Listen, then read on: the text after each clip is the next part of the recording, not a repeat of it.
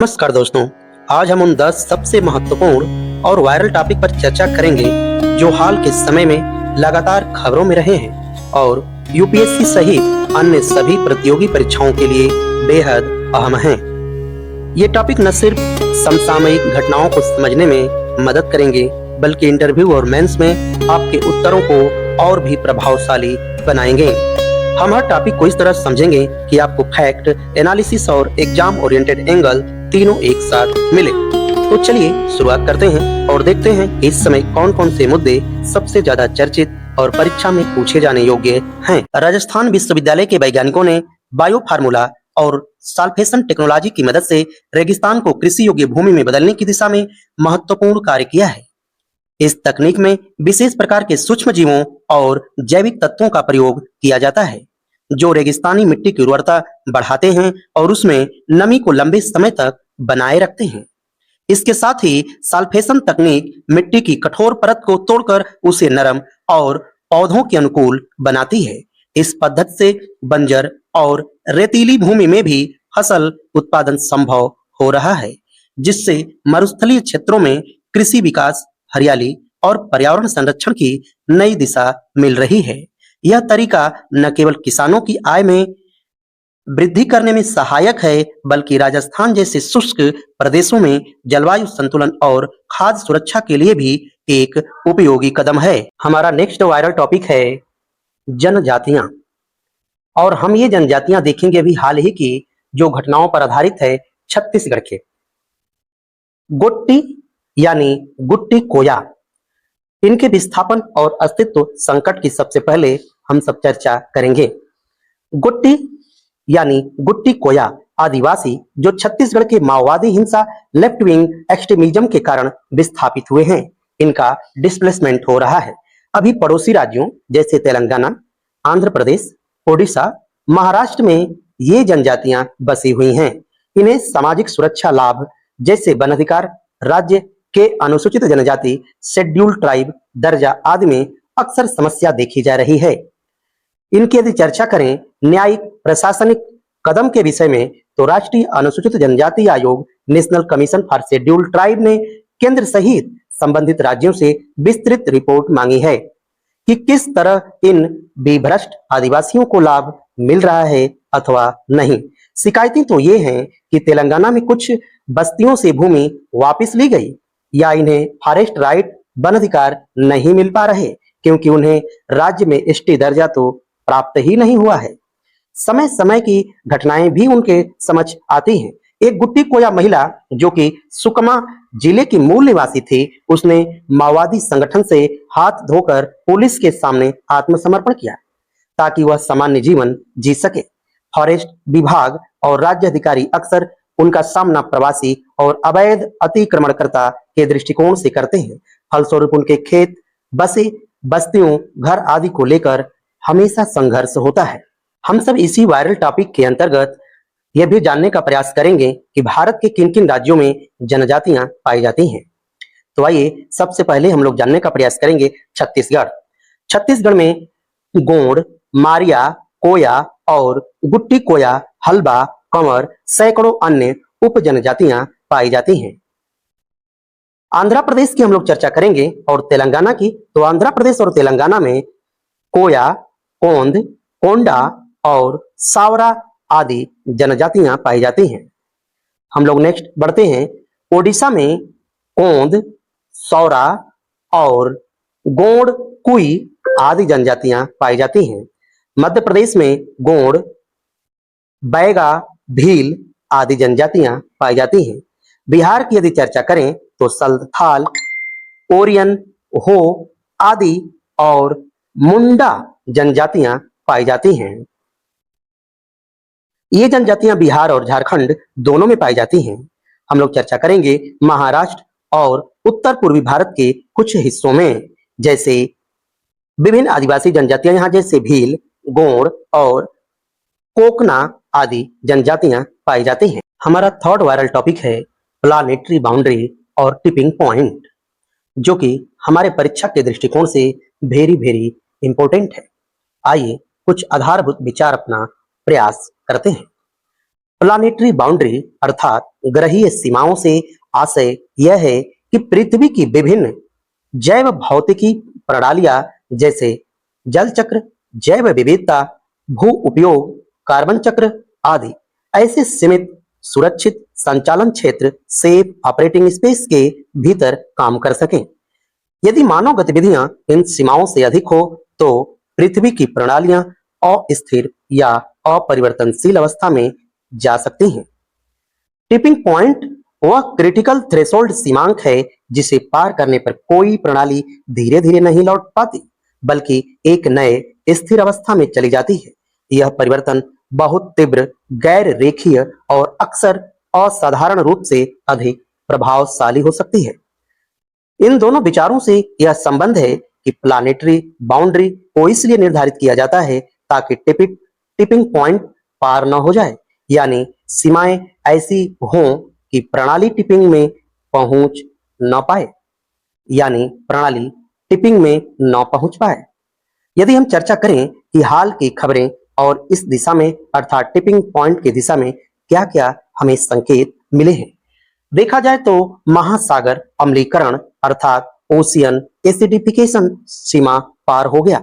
हाल ही की रिपोर्ट आई है कि महासागरों की पीएच अब उस सीमा से नीचे चली गई है जो समुद्री जीवन के लिए सुरक्षित मानी जाती थी।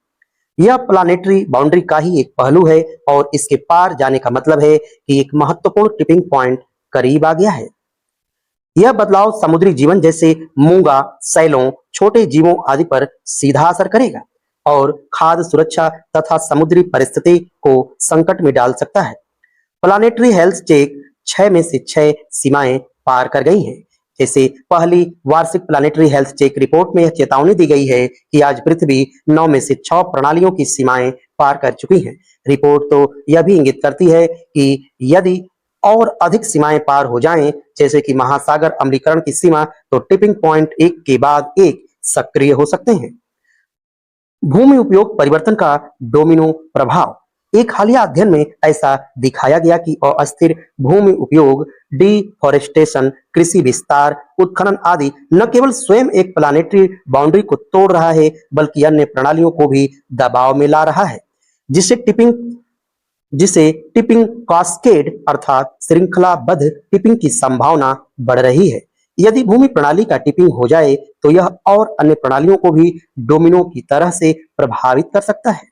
सकारात्मक टिपिंग की संभावना, जबकि अधिकांश चर्चा नकारात्मक टिपिंग पर ही रहती है, लेकिन वैज्ञानिक यह भी सुझाव दे रहे हैं कि कुछ प्रणालियों में सकारात्मक टिपिंग हो सकता है, जैसे बड़े स्तर की हरित आवरण ग्रीनिंग या नवीकरणीय ऊर्जा क्रांति, जो प्रणालियों को तेजी से बेहतर दिशा में ले जाएं। उदाहरण स्वरूप प्रोफेसर टिमोथी लेंटोन ने कहा है कि अगर नीतियां सही दिशा में जाएं, तो सामूहिक सामाजिक तकनीकी टिपिंग शुरू हो सकती है जो सतत विकास को आगे बढ़ाएंगे।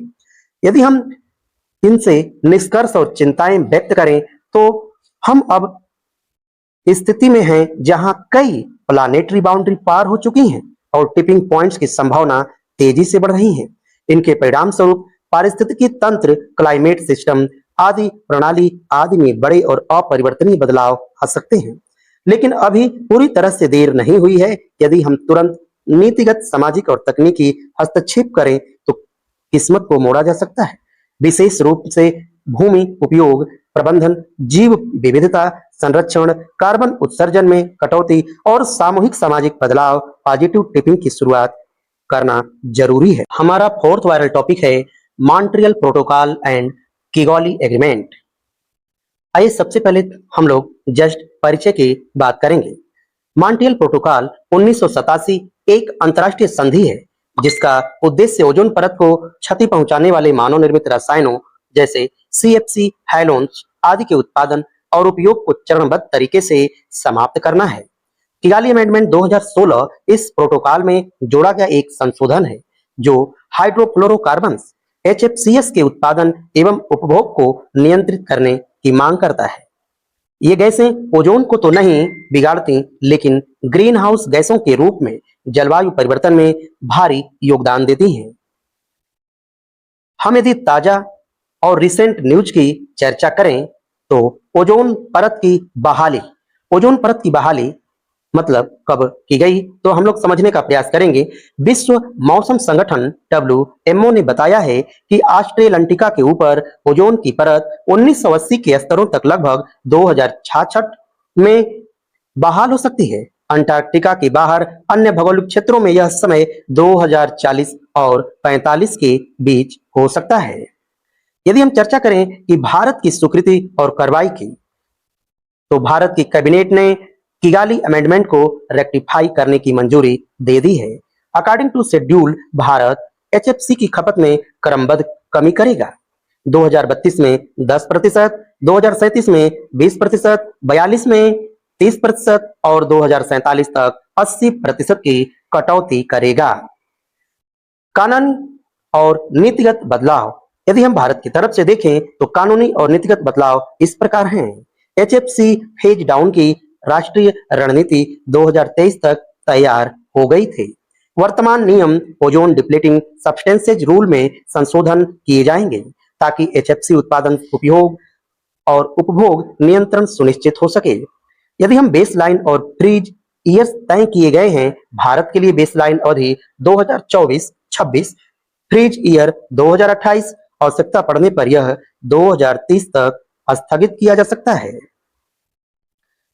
परिवर्तन, जलवायु परिवर्तन पर लाभ की यदि चर्चा करें हम, तो इस प्रकार किगाली अमेंडमेंट से अनुमान है कि यह 100 मिलियन टन CO2 समतुल्य उत्सर्जन को रोकेगा और जलवायु तापमान को शताब्दी के अंत तक लगभग 0.5 डिग्री सेल्सियस तक बढ़ने से बचाएगा।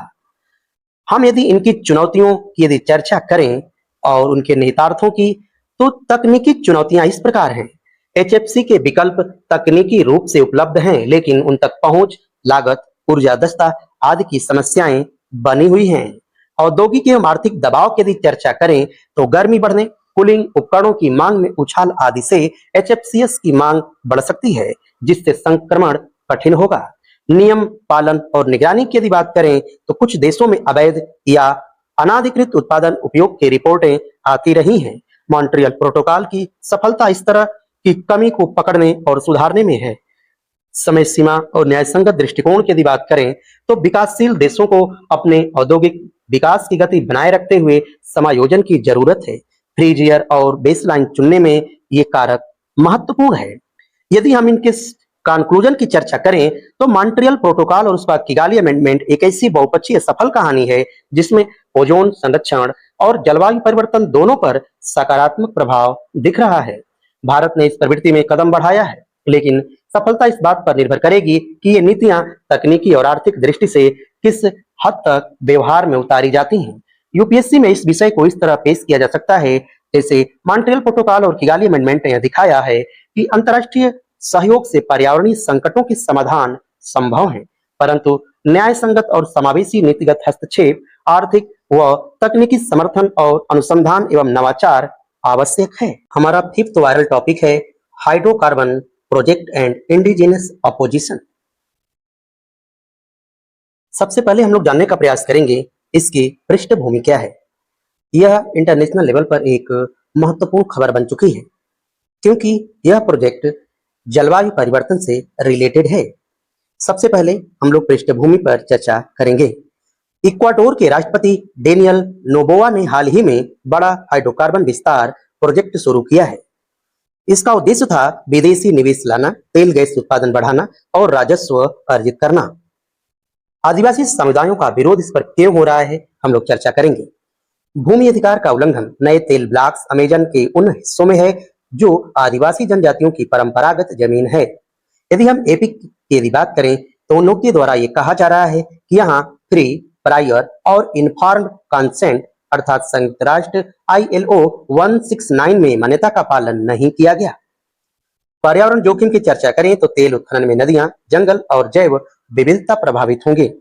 सांस्कृतिक अस्तित्व और संकट की चर्चा करें तो आदिवासियों की आजीविका, आध्यात्मिकता और सांस्कृतिक धरोहर प्राकृतिक संसाधन से जुड़ी हुई है। जलवायु परिवर्तन का खतरा, अमेजन दुनिया का सबसे बड़ा कार्बन सिंक है। ड्रिलिंग में पेरिस एग्रीमेंट लक्ष्यों का नुकसान, लोकतांत्रिक निर्णय की अवहेलना। 2023 के या सुनी जनमत संग्रह में जनता ने तेल ड्रिलिंग को नकारा था। पर सरकार उसे नजरअंदाज कर रही है। स्वास्थ्य और प्रदूषण, तेल रिसाव, वायु जल प्रदूषण से आदिवासियों के स्वास्थ्य पर प्रभाव पड़ेगा। वैश्विक दबाव, पर्यावरणविद और अंतर्राष्ट्रीय संगठनों का विरोध भी आदिवासी आंदोलनों को और बल दे रहा है। यदि हम चर्चा करें तो इक्वाडोर का यह प्रोजेक्ट अल्पकालिक आर्थिक लाभ दे सकता है, परंतु यह आदिवासी अधिकार, पर्यावरणीय संतुलन और वैश्विक जलवायु लक्ष्यों के विरुद्ध हो जाता है। यदि यूपीएससी उत्तर में इसे विकास बनाम पर्यावरणीय न्याय की बहस से जोड़कर लिखना अधिक उपयुक्त समझा जा सकता है। यदि हम मेंस की चर्चा करें तो यहाँ पर आप लोग देखे हैं इक्वाडोर से ही तो ये प्रोजेक्ट स्टार्ट हो रहा है और यह अमेजॉन जंगल के आसपास का क्षेत्र है। अमेजॉन से भी संबंधित हम लोग जानने का प्रयास करेंगे और उसका भौगोलिक तत्व भी।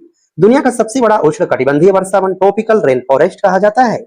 लगभग 5.5 मिलियन वर्ग किलोमीटर क्षेत्र में फैला यह वन है अर्थ एवं लंग्स। इसको अर्थ लंग कहा जाता है, अर्थात भूमि का फेफड़ा। वैश्विक ऑक्सीजन का बड़ा स्रोत और कार्बन अवशोषक के रूप में भी इसे जाना जाता है। अमेजन नदी और उसकी सहायक नदियों के बेसिन में स्थित है। यह 9 देशों से होकर के गुजरता है। अमेजन की आइए हम लोग जानने का प्रयास करेंगे किन किन देशों से होकर गुजरता है। तो ब्राजील जो कि सबसे बड़ा हिस्सा है, Peru, Colombia, Venezuela, Ecuador, Bolivia, Guyana, Suriname, French Guiana, France का विदेशी क्षेत्र इसे कहा जाता है। आप 9 देश से होकर अमेजन फॉरेस्ट गुजर रहा है। इसे देखा गया है, यह हमारे परीक्षा में आने की संभावना 100% रखता है, क्योंकि इससे संबंधित पिछले ईयर्स भी प्रश्न पूछे जा चुके हैं। आप लोग समझ रहे होंगे कि फैक्ट बेस्ड प्रश्न यूपीएससी में बार बार उठाए जा रहे हैं। अतः अमेजन से होकर अमेजन जो जंगल है वह किन किन देशों से होकर के गुजरता है, यह वेरी वेरी इंपॉर्टेंट होंगे हमारे आगामी यूपीएससी परीक्षा के लिए। इसे आप ध्यान से समझने और लर्न करने का प्रयास करेंगे। और आपका 6th वायरल टॉपिक है supreme court suggestion on cracker. 7th topic है लद्दाख एंड 6th शेड्यूल और 8th टॉपिक है अस्पा डिस्टर्ब एरिया में इसका उपयोग किया जाता है। और 9th है आपका dispute state versus union and 10th है जीएसटी। माय डियर फ्रेंड्स, हम सब नेक्स्ट वीडियो में इसकी चर्चा करेंगे। तब तक बने रहिए हमारे साथ। नमस्कार।